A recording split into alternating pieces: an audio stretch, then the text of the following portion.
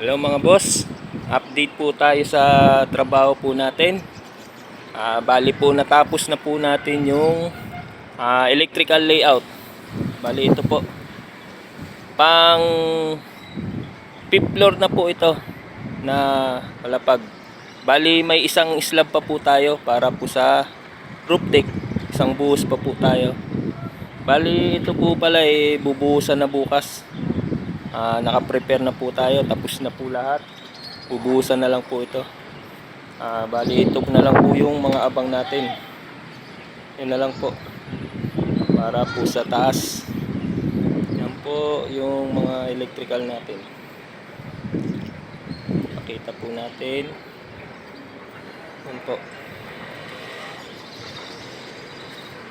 Bali tapos na po natin yan. Yan po yung CR. Yan po yung riser natin para po sa tangke. Ito po yung para sa breaker po natin. Ito po yung hagdan. Maliit lang po ito.